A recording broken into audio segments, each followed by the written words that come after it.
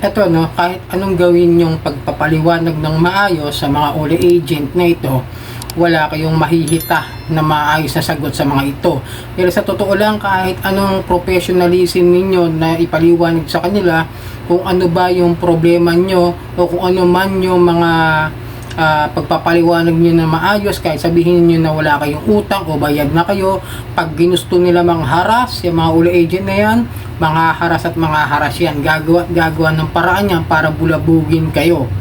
Kahit sabihin nyo na wala kayong utang dyan, ako kasi naranasan ko, isi-share ko ngayon ulit sa inyo itong uli agent na ito, na kung saan ay pinaka best example na kahit anong bait o kabutihan yung isagot ko sa kanya o hanapin ko man yung mga karapatan ko na ipinaglalaban, hindi kayo pakikinggan nitong mga to kahit anong gawin niyo. Ito, patutunayan ko sa inyo doon sa mga hindi pa nakakapanood ng video ko about this one. Ito, papaliwanag ko sa inyo kung bakit hindi kayo basta-basta dapat nakikipag-usap, at tama na yung isang beses kayo o makadalawang ulit kayo makapag-usap, at pag hindi nyo sila kinausap na, ayos na yan, kasi makulit yung mga yan, mga hindi marunong makaintindihan. Okay? Alright, welcome back mga ka-Johnny. Itong yung lingkod ka-Johnny ng Janitor TV. Ito ang Johnny Depp, usapang utang, usapang ola. So bago ang lahat, bago natin simulan yung usapin natin, maglalambing po ako sa inyo na pakipollow na lang po yung aking mga social media account, ang aking Facebook, TikTok at itong aking YouTube channel, at pakilike na rin po, share at hit nyo na yung notification bell para update po kayo sa mga videos na ginagawa natin dito about sa usapang ola. So, ito the best example na kahit anong galing ninyo o kahit gaano kayo ka-professional o kahit gaano nyo pakiusapan ng maayos sa mga uli agent, wala talaga silang pakikinggan sa inyo kahit isa man doon. Talagang ipipilit nila yung katangahan nila. Okay, pakita ko sa inyo itong screenshot ko about dito sa uli agent na ito, na kung saan ito yung nireport ko this year noong February. Ito. Okay pero nakadami account naman to, okay lang i-post ko siya. Ang mali lang niya rito, nagsabi siya ng ulan niya, no? And report ko naman to tutulungan sana ako ng investigador. Ang problema, masyadong matuso itong uli agent na to. Siguro napanood niyo yung video ko, kaya tinigilan ako nung month na yon. At ang technique nito, buwan bago siya mag-reply. Ito, no? Pakita ko sa inyo yan. Sabi niya sa akin, magandang araw, pakiaskaso na po ng payment nyo sa pera mo ito. Binanggit niya, hindi galing sa akin, sa kanya. May ebidensya ako yan. Pakisettle na po para walang problema. Principal amount na lang ibalik mo. Kung magkano nakuha mo, yun lang na lang ibalik mo. Kahit magpalit ka ng pangalan mo sa FB, makukuha din naman trace namin yan ng ibang agent. Ay, sila naglalabas ng katibayan na ganyan kagaling yung mga yan para matrace nila kahit magpalit ka ng pangalan. Di ba? Kahit gumawa ka ng bagong FB. Kaya wala kang taka sa utang mo. Pakisettle na po. Wait ko hanggang 12 PM. Huwag mo na hintayin na ma-post pagmumukha mo sa FB. Ayan Okay. Tingnan natin yung kasunod. Mga ka-Johnny, nireplyan ko siya ng maayos. Walang pambabastos. Nakipag-usap ako ng maayos sa kanya. Sabi ko, wala po akong utang sa inyo. Kahit kailan di po ako humiram sa pera mo. Okay? Ngayon ito, sagot sa akin anong hindi? May loan ka. Pag hindi po binayaran to, mas lalo kami manggugulo sa iyo. Kaya pinipilit niya talaga may utang daw ako. Then ito naman yung sinabi ko, wala po akong niloan sa inyo sa pera mo. Kahit kailan, alam ko lahat ng ula ko at never ako nagloan sa ula nyo. Nililinaw ko lang ang sagot sa akin, tigas ng bungo mo. Diba? Ayan Okay, pakita ko lang. Pag hindi mo binayaran to, pasensyahan tayo. Padalhan ko burial pamilya mo. Patadalhan daw niya ako ng mga ataulo kung ano man. Then sinagot ko siya ng maayos at very professional. Can I get a copy of my full info of my statement of account of the loan that you are telling? Alam mo sagot? Pangtanga. Sagot niya ito, wag you ako gaguhin. Maghintay ka lang. Di ba? Saan part ako nagsalita ng pambabastos, di ba? In English ko lang siya. Nag-nosebleed siguro si tanga. Nag-nosebleed, nagalit. Ayan, i-English di siguro yung naiintindihan. Tanga kasi siya Okay? Kaya nga sinabi ko, ito, sinabi ko naman sa kanya sa reply ko na hinihingi ko lang kopya ng statement of account ng sinasabing yung loan sa inyo, loan ko sa inyo. Alam mo, sagot pa rin, bastos pa rin. Magbayad ka na kung ayaw mong masira buhay mo. Ganyan kayo, malakas mangutang tapos hindi magbabayad. Ay, wala naman akong utang yan, ibabayad ko sa kanya. Wala naman akong utang sa app na yun, sa ulan na yun. Isang kumpanya na pinag-utangan mo kahit pa iba-iba yan ng apps, iisa lang yan. So, coming from the horse's mouth, iisang kumpanya lang sila. Kahit ano yung hiniraman ko ng mga loan shark na yan, ibig sabihin ba si Digido, si Mocha Mocha, sila OK Peso, sila Pera Mo, sila panganito, yung mga ano ngayon, yung mga bagong apps, yung mga ulats like Bene, Morgold, lahat yan iisa pinanggalingan. O, diba? Galing sa bibig mismo ng uli agent. Huwag mo hintayin pati pamilya mo guluhin ko, diba? Asan ba yung salita na ako ay nakapagbastusan sa kanya? Wala. Pagbayad ka na, kahit partial lang, tamo pati si spelling, tatanga-taka pa o natatypo siya. Magbayad ka na, kahit partial, magbayad ka na ngayon. Pinipilit niya talaga ako magbayad kahit wala naman akong utang sa kanya. Okay? Ito, sinagot ko naman siya na maayos. Diba? So, ibig sabihin lahat kayo ng Ola ay iisa lang ang modus. Kaya nga po ako humihingi ng statement of account na sinasabi niyong loan ko sa inyo.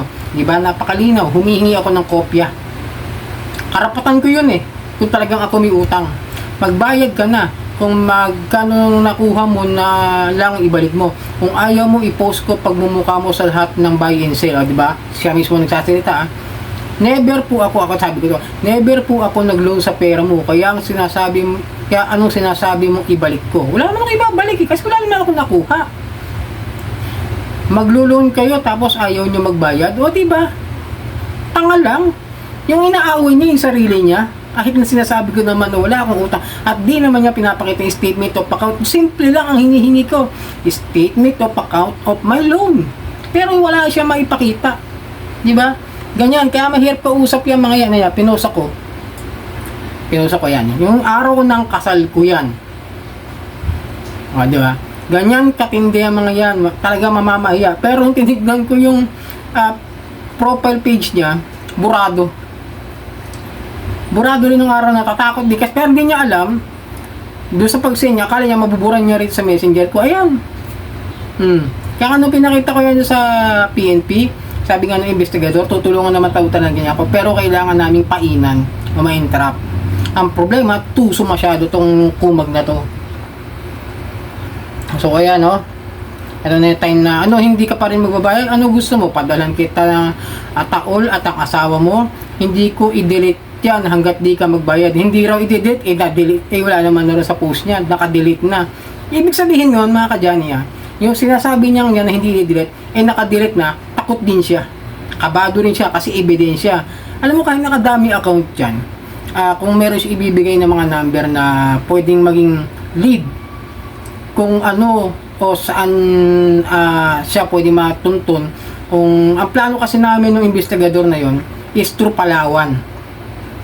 No? Ang problema, mautak eh. Talagang tuso. Kung ano yung pagiging niya. At sabi nga di ba, matalino man na matching pa rin. Ganun talaga ang ginawa niya. So ito, nung time na to, nung February 14, nung pumunta ako, sinabihan kasi ako ng tawag doon ng investigador na parang utuin ko siya o sakaling subukan ko na magkaroon kami ng link na mahuhuli namin siya o may entrap. Kumbaga, suyuin ko, aliwin ko ulit na makipagtransaksyon para makuha namin. Ang problema nga, nung February na yan, nung nag-message ulit ako sa kanya, mautak eh. Isang buwan na lumipas bago siya ulit nag-message sa akin. Nung binuksan ko ito, nung tinignan ko March na, ayan papakita ko sa inyo, di ba? February 14 yung huli, yung kung kailan ako nag-message para magkaroon kami ng transaction at para ma-interrupt sa. Pero ang reply niya March na. Di ba? Magaling, talagang tuso. Ang problema, siyempre dahil matagal na, di naman na siya nagre-reply. Ngayon sabi siya, ito yung katibayan na huwag kayong makikipag-usap kung hindi nyo kaya yung mga ganitong klase ng mga Ola agent. Kasi bastos talaga sila. Ganyan talaga ang patunay sa inyo na kahit professionalism ang ipakita nyo sa kanila, kahit gaano kayo kabait makiusap, kahit gaano kayo katino kausap, sila bastos talaga. Ang babastos talaga sila. Kasi napakalino naman ang pakita ko sa inyo, di ba? Wala naman kayo nakitang binarubal ko siya, binalasubas ko siya. Siya lang ang nagpapakita ng pagiging balasubas. Kaya sabi ko sa inyo, kung di nyo kaya, iwasan nyo na lang kausapin. At kung sakaling ganito yung mangyayari sa inyo, nasa inyo na kung babayaran nyo o hindi. Tandaan niyo yan. Kaya sabi ko sa inyo, ayoko muna sumagot kung gusto nyo bayaran yan o hindi.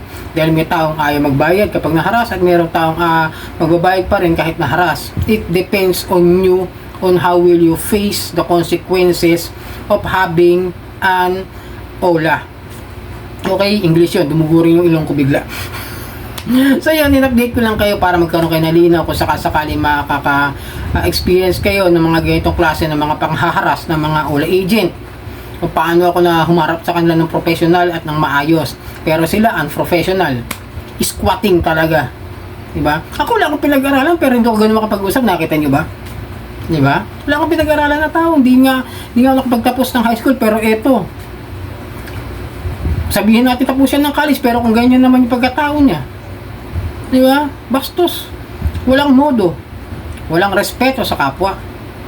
Kaya sabi ko sa inyo, mag-ingat kayo sa mga niloloanan ninyo ng mga OLA. Pag-aralan nyo muna ng maigi bago kayo mag-loan sa mga yan. Tignan nyo kung okay ba yan. Tignan nyo yung mga reviews. Pag-aralan nyo bago kayo magkaroon ng problema.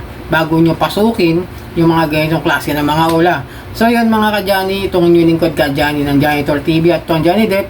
Usapang utang, usapang OLA, paki-like na lang po, share at hit nyo yung notification bell at subscribe na rin po kayo, pati naman sa social media account ko, paki-follow na rin po, Janitor FB page at saka TikTok account. At hanggang sa muli, sarang hamnida po.